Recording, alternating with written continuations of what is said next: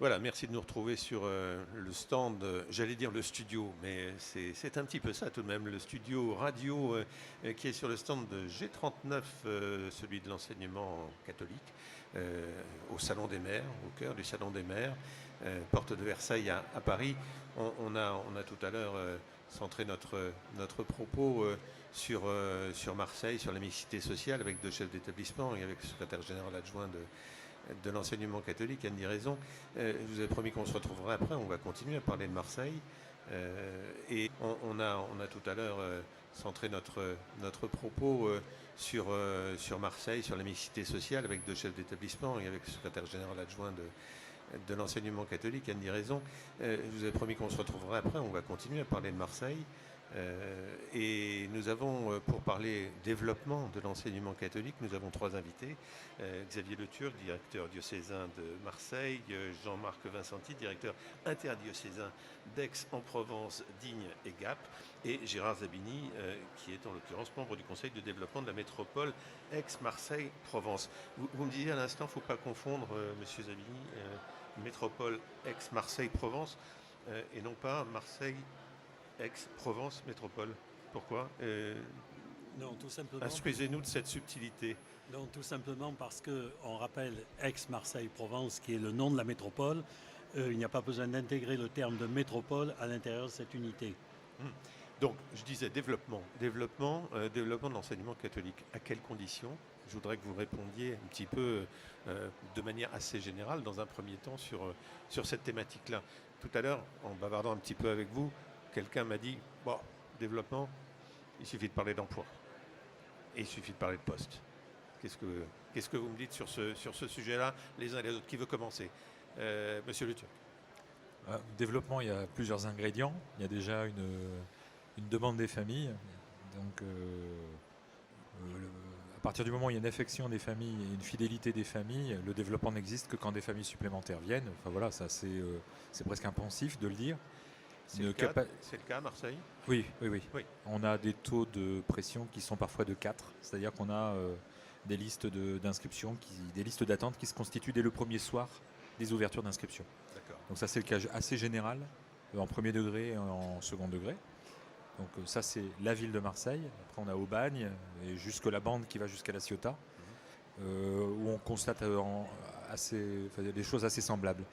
Et puis après, le deuxième ingrédient, c'est la réponse qu'on peut donner à ces demandes, qui sont en général tributaires de notre capacité d'accueillir, c'est-à-dire est-ce qu'on a les moyens matériels et techniques de les accueillir, et est-ce qu'on a les moyens d'emploi académique pour mettre des enseignants face à ces nouveaux élèves. Voilà. C'est de façon très résumée l'approche qu'on peut avoir du développement. Monsieur Vincenti. J'ajouterais que, bien entendu, puisque nous sommes au Salon des maires, suivant ce que nous organisons, la présence des collectivités territoriales, qu'elles soient de dimension départementale ou communale, est indispensable. Nous avons sur le diocèse d'Aix-en-Provence en particulier, qui est un diocèse très rural, une grande ville, Aix-en-Provence, mais après beaucoup de petites écoles. Tous les développements qui se font dans ces écoles se font en lien essentiel avec les collectivités territoriales, et en particulier avec les maires. Nous allons ouvrir prochainement 2 nouveaux collèges sur Aix-en-Provence, sur le diocèse d'Aix-en-Provence. Cela se fait bien entendu parce qu'il y a une demande, comme le disait mon collègue de Marseille, cette demande elle est très forte. Sur Aix-en-Provence aussi, nous sommes saturés actuellement. Donc la demande des familles. Ensuite, l'investissement des familles, puisque bien entendu la loi nous impose que toute construction est financée par les familles, mais surtout l'engagement aussi des collectivités territoriales de nous permettre de nous installer ici ou là. Et tout ceci se fait dans un développement global. On va pas se faire en concurrence avec l'enseignement public, par exemple, mais bien en synergie avec les lieux où nous avons des élèves que nous déplaçons, ou des quartiers nouveaux, comme sur Aix-en-Provence, par exemple, où il n'y a pas de collège public prévu pour l'instant, donc l'enseignement catholique a un collège qui est prévu. Monsieur Zabini, vous êtes représentant, entre autres titres qui sont les vôtres, du Conseil de développement de la métropole Aix-Marseille-Provence. Déjà, rappelez-nous peut-être, parce que certains de nos auditeurs ne sont peut-être pas nécessairement familiers de ce terme, ce qu'est un conseil de développement. Le conseil de développement, c'est une structure qui a été rendue obligatoire par la loi de 2002 dans toutes les intercommunalités à partir d'une certaine taille. Là, ça a été rendu après obligatoire pour les métropoles depuis la loi NOTRe et la loi MAPTAM. Et c'est une structure qui est composée de représentants de la société civile nommés à titre personnel pour les territoires, de représentants des institutions diverses et de personnes nommées par le président de la métropole. Cette structure a pour vocation de donner un avis sur tous les sujets qui lui sont demandés par le président de la métropole, mais elles ont la particularité de pouvoir s'autosaisir. Quand on ne leur demande pas leur avis, elles ont la possibilité de se saisir d'un sujet et de le traiter. Et c'est entre autres dans la métropole d'Aix-Marseille-Provence, depuis le mois de septembre, une commission a été créée en se saisissant d'un avis sur l'opportunité de la fusion métropole-département, enfin de l'absorption du département des Bouches-du-Rhône par la métropole, sur le mode d'élection des futurs conseillers et sur la répartition des compétences, celles qui ont été conférées par la loi, mais qui devront être rendues aux communes. Donc on va donner un avis qui a été en partie, il y a eu un avis préalable qui a été donné, l'avis définitif sera donné début janvier. En matière de développement, il faut avoir quel problème en ligne de compte, en tête, quand on parle d'enseignement catholique? Mais je pense qu'il y a déjà une première différence d'appréhension du problème. Dans l'enseignement catholique, on a une vision qui part de la maternelle jusqu'à l'enseignement supérieur, puisque c'est une continuité. Les représentants des collectivités locales, que ce soit des maires, des conseils départementaux ou autres, ont une vision plus morcelée, puisque les maires sont beaucoup plus tournés vers le premier degré, ce qui est normal, le département vers les collèges, donc il y a une vision plus morcelée et moins continue que ce que nous avons. Ça entraîne peut-être dans certains cas des difficultés, mais comme l'a rappelé M. Vincenti, tout ce que nous faisons est toujours en total accord avec les collectivités, sinon on ne peut pas avancer. Avec les collectivités, justement, la relation, elle est de quelle nature? Est-ce qu'il y a des soucis? Est-ce qu'il y a éventuellement des choses qui ont évolué, considérablement évolué? Et deuxième partie de la question, c'est toute cette réforme territoriale qui est en cours actuellement et qui fait qu'il y a peut-être des interlocuteurs qui sont moins les interlocuteurs demain qu'ils ne l'étaient hier, et bien il y a peut-être d'autres qui apparaissent, puisque en l'occurrence les intercommunalités, les métropoles, comment se retrouve un directeur diocésain dans ce qui apparaît comme un millefeuille et parfois incompréhensible, y compris pour les élus eux-mêmes, et on pourra en parler d'ailleurs assez facilement et avoir sans doute quelques témoignages dans ce salon des maires. Alors, si je commence, on est sur deux situations très différentes, en plus avec l'interdiocèse. On va parler des deux. Alors, Marseille, c'est pour le diocèse de Marseille, potentiellement 6 interlocuteurs. 6. Donc, la mairie de Marseille, donc après ça remporte la métropole, le conseil départemental, mais si on est sur l'échelon le plus local, la mairie d'Aubagne, la mairie de La Ciotat, la mairie de Cassis, la mairie de Carnoux en Provence, donc les communes qui viennent en plus de la ville de Marseille sur le diocèse, mais c'est une interlocution assez simple. Bon, en plus à Marseille, le choix qui avait été fait, c'était vraiment une interlocution assez directe entre l'enseignement catholique et le maire de Marseille, là, sans vraiment trop d'échelons intermédiaires, même si on a toujours affaire à la direction de l'éducation et à ses services généraux, mais on a un contact, une bonne interlocution. Alors, ça fait qu'1 an que j'y suis, donc c'est assez limité, mais ça se passe bien. On a en tout cas la chance de pouvoir être toujours dans une logique de dialogue. Donc pas forcément d'accord, mais dans une logique de dialogue et une logique d'échange, et en particulier un échange sur les méthodes qui va s'engager là prochainement. Ce sera une avancée. Pourquoi un échange sur les méthodes? Tout simplement parce que, 1, j'arrive, je suis nouveau. D'accord, oui. 2, on est sur la Ma fin, question, c'est fin est-ce d'une qu'il y a lieu convention. de les faire évoluer? Moi, je pense qu'à partir du moment, mais ça vaut même pour des personnes qui sont là dans la durée, on s'interroge aussi sur les process, quitte à ne pas les changer, mais au moins on peut avoir ce dialogue-là. Sinon, après c'est des dialogues plus philosophiques, plus profonds sur l'aspect essentiel de notre présence sur un territoire, mais ça j'allais dire, j'ai toujours eu le sentiment, c'est peut-être une faiblesse de ma part, que les gens en étaient convaincus. Monsieur Vincenti? Alors, notre interdiocèse, bien entendu, répond à une dimension totalement différente, puisque ce sont 37 maires que nous avons en lien, plus bien sûr 3 départements, mais déjà 37 maires. Donc, en dehors de la grande ville d'Aix-en-Provence, ce sont des maires de petites communes. Et je pense qu'il y a une évolution très très nette depuis une dizaine d'années, j'allais dire dans le professionnalisme de la relation entre l'établissement catholique et la mairie.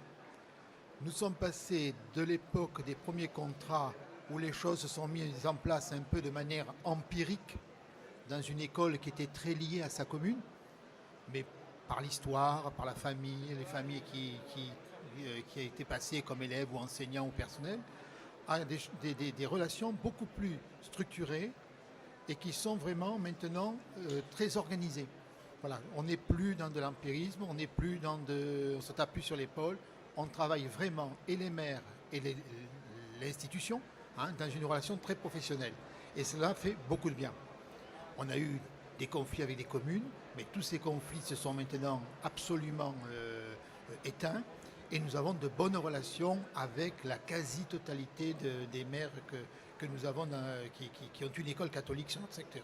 Monsieur Zebini, vous confirmez cette professionnalisation Oui, et puis dont parle je voudrais Sébastien? ajouter aussi une chose, c'est que les litiges qu'on a pu avoir avec un certain nombre de communes ont conduit, soit d'une manière judiciaire, soit d'une manière amiable, à calculer les forfaits. Et calculer les forfaits, on a appris indirectement aux communes à calculer le coût d'un élève. La plupart des maires et des services étaient absolument incapables de dire un élève nous coûte 800 euros, 1000 euros, 1500 euros par an. On leur a appris à calculer, maintenant ils savent par eux-mêmes le faire. Et je crois que ça a changé fortement la relation. Il y a aussi une autre chose qui a changé, c'est qu'on a vu arriver dans pas mal de communes une nouvelle génération de DGS. Directeur généraux Oui, de service. directeurs généraux de services, qui ont eu une formation universitaire spécifique, alors que ce n'était pas toujours le cas des anciens DGS qui étaient montés par le rang. Et ils ont une approche complètement différente. Alors dans certains cas, c'est plus dur, mais les chiffres, quand on leur amène des calculs réels, ils savent les interpréter et ils se rendent compte du coût réel d'un enfant, ce qui n'était pas le cas il y a une dizaine d'années. Monsieur Vincenti. Dans la plupart de nos communes aujourd'hui, tous les forfaits sont au niveau où ils doivent être. Alors, certains maires vont un petit peu plus loin parce que la loi leur permet de faire, mais nous sommes à peu près à jour dans toutes les communes. Nous ne sommes plus en conflit du tout. Et lorsque nous rencontrons les maires, nous avons vraiment cette ouverture de dire, ben voilà, nous avons des calculs à faire, nous sommes capables de les faire, voilà où nous en sommes, voilà ce que ça veut dire pour l'enseignement privé, puisque l'enseignement privé reçoit bien entendu exactement le coût d'un élève du public. Voilà. Donc vraiment, on a vraiment des... Aujourd'hui, je n'ai pas de conflit de maires particulier. Il y a ceux qui vont aller un petit peu plus loin parce qu'ils considèrent vraiment que l'élève dans le public comme dans le privé doit recevoir exactement la même chose. Donc ça va aller par exemple jusqu'à une cuisine commune pour les écoles publiques ou privées, avec des subventions, des aides pour les enfants qui sont scolarisés dans l'école publique comme dans l'école privée. Mais après, on reste sur la base de ce qui est légal dans le forfait, le coût du forfait, le montant exact du forfait. Le partenariat public-privé, ça existe? Oui, ça existe et même ça fonctionne bien dans certains lieux. Alors ce ne sont pas nécessairement des grandes communes, mais ça fonctionne très très bien. Voilà. Et c'est toujours dans cette notion de parité, lorsque, par exemple, au niveau d'un département, lorsqu'un président de conseil départemental souhaite que tous les enfants de son département reçoivent, parce qu'ils sont citoyens d'un même département, reçoivent exactement les mêmes prestations. C'est la même chose pour certaines communes où des maires disent écoutez, si je donne en gros un dictionnaire à un élève de l'enseignement public, il n'y a pas de raison qu'un autre administré, je ne lui donne pas aussi son dictionnaire. Voilà. Donc même si celui-ci va dans une école privée. Comment se passe le dialogue avec, non plus avec une commune, mais avec une intercommunalité?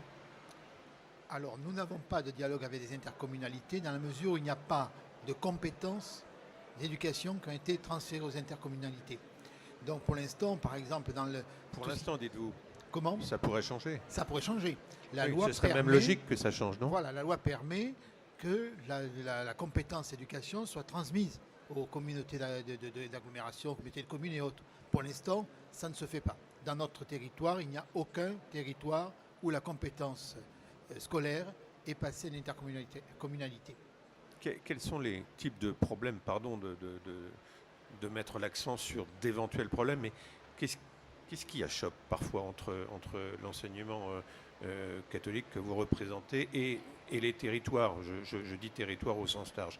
Qu'est-ce qui peut encore fâcher? Qu'est-ce qui mériterait peut-être plus de dialogue ou plus de moyens ou plus de... je ne sais pas. Monsieur. C'est difficile de le prendre de ce point de vue-là, mais on ne va pas se dérober. Hein. Je reviens sur les méthodes. C'est ce que disait un peu M. Zabini de façon induite. Alors moi, c'est plutôt dans ce que j'ai connu avant d'arriver à Marseille que ça me parle, parce que c'était aussi la multitude d'interlocuteurs. C'était d'avoir une unité de méthode pour aussi être le plus objectif possible. Mais là, ce qui achoppe avec les collectivités, moi, c'est difficile de répondre quand on a peu de collectivités face à soi et que ça se passe bien. Donc, je laisserai plutôt la parole à M. Vincenti, qui a peut-être, lui, un petit recensement personnel. Potentiellement. Les tensions vont apparaître lorsque, dans une commune, il y a une souffrance. C'est-à-dire, par exemple, une commune qui se dépeuple, une commune qui perd des élèves, où les établissements vont devenir quasi concurrentiels. Et là, ça pose problème. On a peu de lieux comme ça, mais c'est vrai qu'il peut y avoir quelques tensions parfois lorsque, il y a une concurrence parce qu'il faut fermer des classes. L'enseignement public doit fermer des classes parce que l'inspecteur lui impose. Nous souhaitons les conserver parce que nous faisons valoir que une école est 4 classes, si nous fermons une classe, alors on ferme l'école. Et c'est vrai que là, il peut y avoir parfois un peu de concurrence lorsque il y a moins d'élèves. Alors heureusement, dans nos territoires, ce n'est pas aujourd'hui une réelle problématique. Voilà. On a parfois l'impression que l'enseignement catholique est là, j'allais dire, pour s'adapter au territoire et pour s'adapter aussi aux lumières et aux ombres de l'enseignement public. Est-ce que c'est une affirmation qui a du sens ou est-ce qu'elle est un petit peu hérétique, Monsieur Zabini? C'est difficile d'apporter une réponse, mais je me demande si dans certains cas, ce n'est pas le contraire. Si ce n'est pas l'enseignement public qui doit s'adapter. La différence, c'est qu'on a une réactivité beaucoup plus rapide que les collectivités. Je pense nous, on peut réagir dans certains cas sur une année, ce qui n'est pas toujours le cas d'une collectivité publique. Non, on peut le dire. Enfin, je pense que ce serait hypocrite de dire non, tout va bien. Ça fait un peu... c'est même caricatural de dire que oui, il y a un système d'ombre et de lumière qui existe, mais un système de contraste. C'est un petit peu plus facile à entendre parce que ombre et lumière, c'est déjà un peu connoté. Mais de contraste entre eux, sur un secteur, entre une école publique et une école privée. Et ça peut arriver dans les deux sens. Mais de fait, les parents aussi choisissent une qualité d'éducation et sont très très exigeants. Donc de fait, on peut aussi très bon, mais fâcher une famille. Et on sait que, d'ailleurs tout à l'heure on le disait, les chefs d'établissement ont des liens entre eux, public-privé, ne serait-ce que pour ces transferts de famille qu'on voit. Alors c'est à la marge, mais on a quand même des transhumances importantes dans certains endroits entre des écoles privées et publiques. Ça fait partie de ces ombres et lumières. Après, vis-à-vis des collectivités, ça parle, puisque les écoles publiques sont quand même régies par les communes et que ça peut effectivement susciter ici ou là une sensibilité d'élus ou de... Voilà. Monsieur Vincenti, vous vouliez ajouter quelque chose? Comment? J'ai dit, vous vouliez ajouter quelque chose? Non, pour ce qui est de l'équilibre des territoires et par rapport à l'enseignement public, nous n'avons pas de réel problème. Donc c'est vrai que ça apparaît peu être ombre ou lumière, c'est-à-dire être un peu le complémentaire de l'enseignement public. Je ne le pense pas dans les communes. Ça peut être vrai dans les collèges ou dans les lycées peut-être, par rapport à des options, des choses comme ça. Ça n'est pas dans les écoles. On n'est pas complémentaire, positif ou négatif de l'école publique. C'est lumière, quoi. Voilà, je pense que c'est lumière. Beaucoup de choses se font. Dans tous les cas, tout se fait en relation avec les mairies. On ne peut pas travailler sans eux. On ne peut pas travailler sans les maires. C'est impossible. Il y a trop d'implications. Je dirais que tout ce qui est sécurité, tout ce qui est fonctionnement, tout ce qui est participation à la vie communale.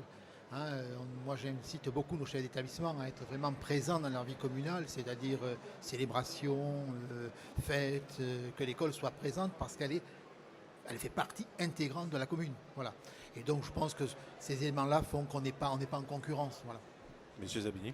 Vous avez parlé tout à l'heure du développement de l'enseignement catholique. Dans les petites communes, on a un problème sur lequel il faut être très vigilant, c'est dans les investissements immobiliers. Parce que une population qui est dans l'enseignement du premier degré, les enfants vont grandir. si la municipalité ne lâche pas de construction, de possibilités de foncier constructible, la population va vieillir et elle perdra pas la commune ne perd pas d'habitants, mais la population va vieillir et on aura un manque d'effectifs d'enfants de la commune au même titre que l'école publique. Ça sera la même chose. Il est très important, avant d'entreprendre des investissements immobiliers d'un certain montant, de vérifier quelle est l'évolution du PLU de la commune, et notamment depuis une dizaine d'années, toutes les communes ont fait leur PLU, de voir qu'est-ce qui était lâché en constructibilité pour savoir si on devait faire des investissements ou pas. Parce qu'après, il faut les rembourser. La commune, c'est le contribuable qui rembourse. Nous, ce sont les parents d'élèves qui remboursent. Donc si on a des pertes d'effectifs, mais que la charge de remboursement de l'immobilier reste la même, on aura des problèmes qui vont intervenir. D'où l'importance, ce que nous avons, que n'a pas le public, qui est la solidarité entre établissements. Le public, à ma connaissance, il n'y a pas de solidarité entre communes, sauf quand le conseil départemental met de l'argent pour aider une commune. Mais nous, heureusement, la solidarité, c'est un terme qui existe dans l'enseignement catholique et qui rejaillit sur l'immobilier aussi. Monsieur Vincenti. Actuellement, quasiment aucune de nos écoles ne pourrait fonctionner, ne pourrait construire et se développer sans une solidarité interétablissement. Chez nous, elle est indispensable. Nous avons rénové plusieurs petites écoles, on a d'autres projets en cours. Ce sont des écoles qui vont rembourser sur 50 ans leur emprunt, c'est-à-dire que c'est nous qui faisons le relais. S'il n'y avait pas une solidarité qui fasse le relais, ces écoles-là ne pourraient pas ni se construire, ni se développer, puisque là, en matière de construction, dans l'enseignement primaire, aucune subvention ne peut être accordée par une collectivité territoriale.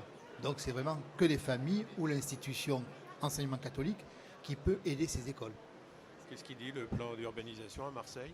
Il offre des possibilités. Il y a des réserves foncières qui sont souvent d'ailleurs des réserves privées. On a toujours pu, alors j'assume en continuité, on a déplacé des établissements dans des zones de poussée démographique, puisque là on est vraiment sur une ville, sur un tapis où les lumières se foncent. C'est-à-dire quand elles sont claires, elles deviennent encore plus claires. Quand elles sont sombres, elles deviennent encore plus sombres. On le voit puisqu'on travaille avec une géographe dont la spécialité est la géographie sociale, Gwenelle Audrin, qui travaille avec nous en prospective, puisqu'on a mis en place une convention avec l'agence de l'urbanisme.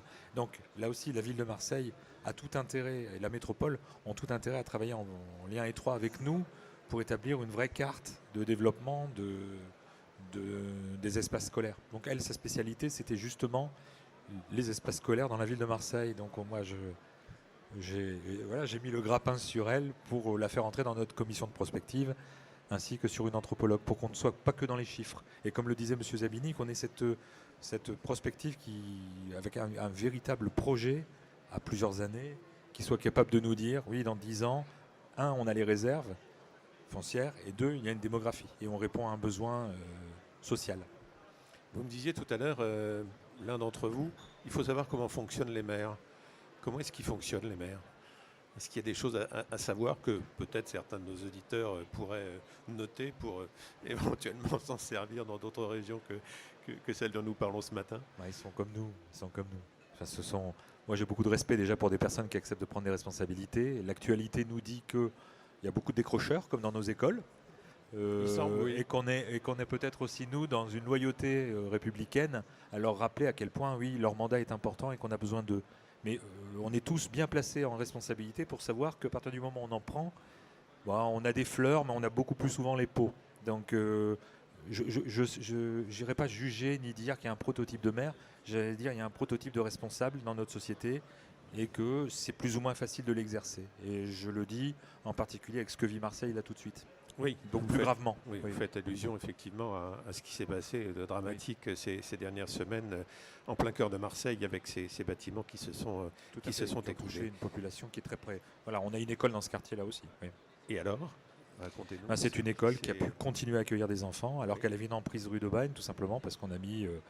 les marins-pompiers sont venus, la préfecture a contrôlé les structures mais on sait aussi qu'on a parmi nos familles, alors personne n'a été directement touché, ce qui est assez miraculeux, mais on a aussi des proches qui ont été touchés et on a un émoi qui a été, y compris aussi chez des responsables, les pompiers, les représentants de la mairie, les fonctionnaires territoriaux, ça a touché toute une ville.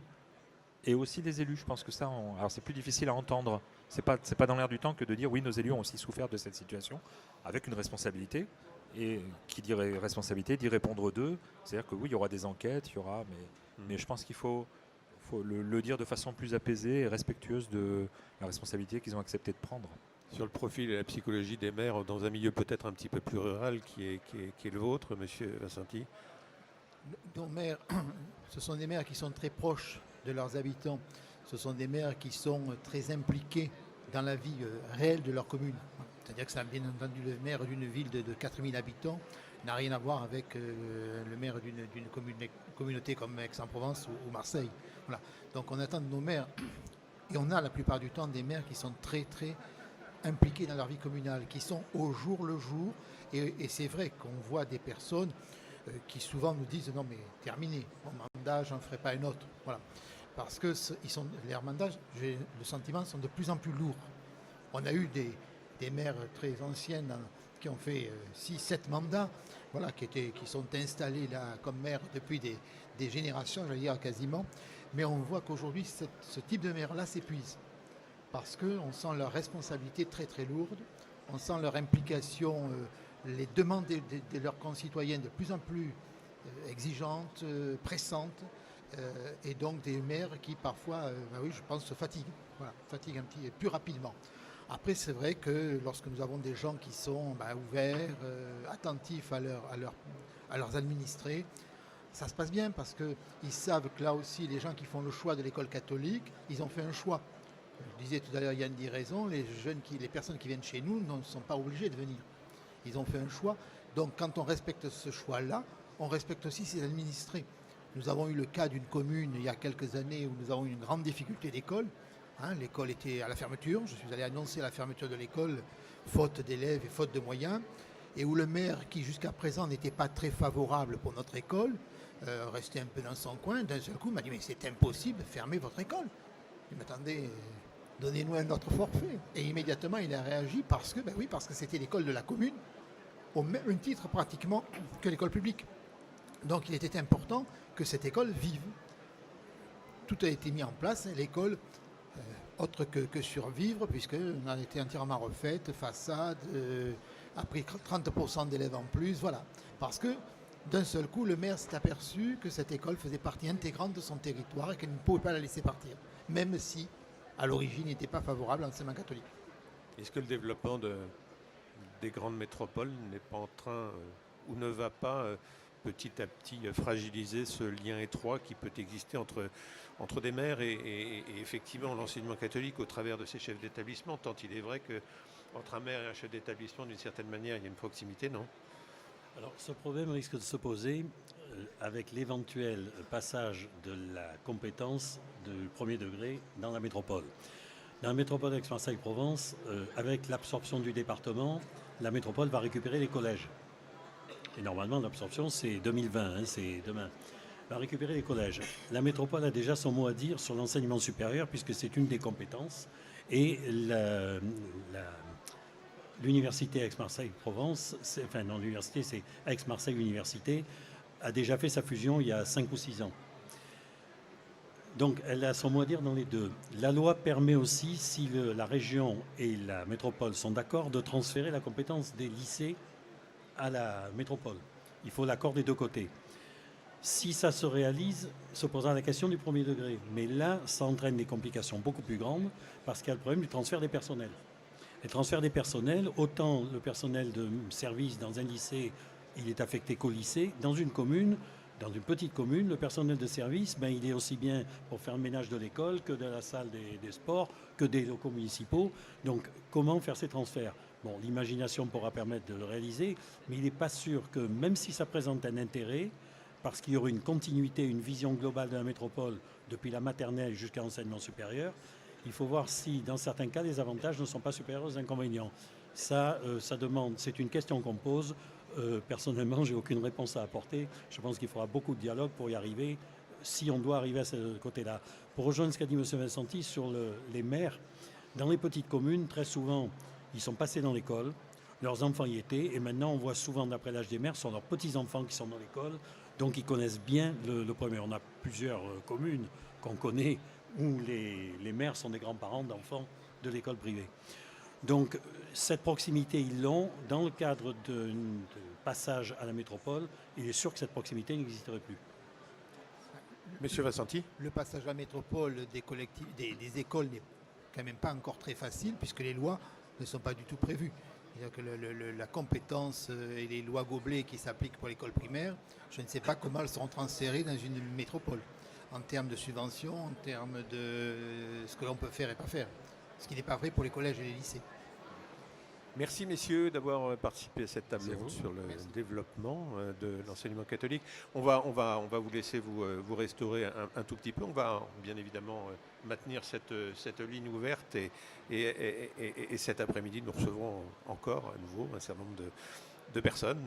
J'aurai à cette table non seulement le secrétaire général de l'enseignement catholique, mais également passera nous voir quelques heures auparavant, sans doute en début d'après-midi, Dominique Bussereau, qui est le président de l'association des départements de France.